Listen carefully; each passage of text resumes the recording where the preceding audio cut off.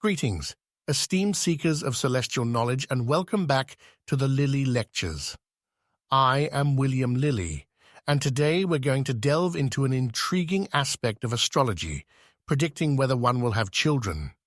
No matter whether you're contemplating marriage, already married, or even if you are single but want to start a family, these are the astrological considerations that can help shed light on this matter. So let's jump right in. Now, when it comes to predicting whether someone will have children or not, we look at specific astrological factors that give us valuable insights into this area of life. Carefully consider the following points. Look to see whether the sign on the fifth house cusp or the ascendant is a fertile sign, namely Cancer, Scorpio, or Pisces.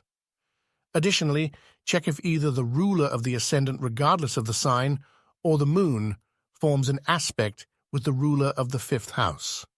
The acceptable aspects include conjunction, sextile, trine, or square. If such an aspect exists, and the planet to which the ruler of the fifth house is applying, or is in aspect with, is not in a state of combustion, and is not afflicted by other accidental or essential misfortunes, it indicates that the querent, whether it be an elderly bachelor, spinster, or whoever is posing the question, that they will have children before they die.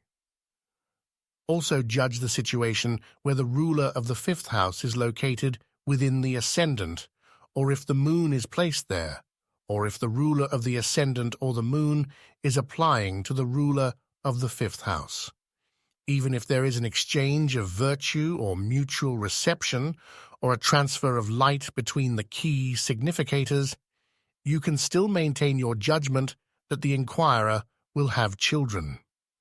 However, it might not be as soon as it would have been predicted through the initial method of assessment. After considering these factors, take into account the planet that receives the disposition of these significators. If this receiving planet is free from misfortune or affliction, such as being unaffected by retrogradation, combustion, or being placed in a cadent house, greatly suggests the likelihood of children being born. You too must observe if the planet from which the moon is separating and is the ruler of the fifth house sign has any aspects with the planet to which the moon is applying. If such aspects are present, it signifies that the individual will have children or a child. If there are no aspects between these planets, then the likelihood of having children diminishes. Nonetheless, there is a belief that even if the above-mentioned planets or significators do not form any aspects, if the planet to which the moon is applying is positioned in an angular house, it is possible for the querent to have children. Here are some more considerations to take into account in this matter. You can also look at the ascendant, and if beneficial planets aspect it, and if the lord of the ascendant is in the ascendant itself, or in the 10th, 11th, or 5th house, and if Jupiter is also well placed together with the planet who is lord of the triplicity ascending, and if not combust or retrograde, then you can judge that if the question is asked by a man, he may have children or is capable of fathering them. If a woman asks the question, you can say that she may conceive and is not naturally barren. If the lord of the ascendant is in the 4th or 7th house and Jupiter is in a favorable house in the chart, you can say that the person will have a child long after the time of asking the question. But if you find that the ascendant is afflicted or influenced by malefic planets, and if the lord of the ascendant is in an unfavorable place or house of the heavens, and if Jupiter is cadent in the 8th house, combust, or not fully separated from the sun's beams, then you can judge that the person will have few children, and those children may be sickly and have a difficult time surviving. It is also a significant indication of non-conception or infertility when the moon is in an unfortunate position. If you find a beneficial planet in the 5th house or making a favorable aspect to its cusp, it provides hope and strong evidence of having a child in the near future. However, If a malefic planet is in the fifth house, poorly dignified, combust, retrograde, or slow in motion, it indicates that the querent will not have children. However, if the malefic planet is direct, swift, oriental, and in one of its essential dignities, it signifies children.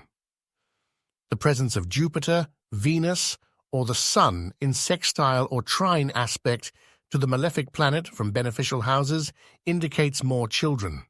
Always remember that the closer a benefic planet is to the ascendant, the sooner the querent can expect children, while the more distant it is, the longer it may take. It is worth noting that others follow this rule. If Jupiter is in the ascendant or fifth house and in a sign that is not barren, it is an indication that the querent may have a child. The strength of the Lord of the fifth house is also important. If it is angular and receives the Lord of that angle, or if it is in the 11th or 5th house with a similar reception, it is a reliable testimony of having children. In all matters concerning children, consider the age of the querent and any other natural or hereditary conditions that may affect fertility. It is advisable to have at least 2 testimonies before drawing conclusions.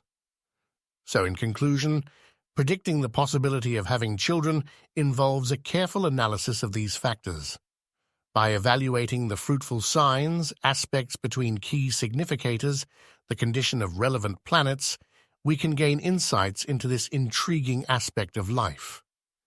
Thank you for joining me on this astrological journey. Don't forget to like and subscribe to stay updated. Until next time, may the stars illuminate your path.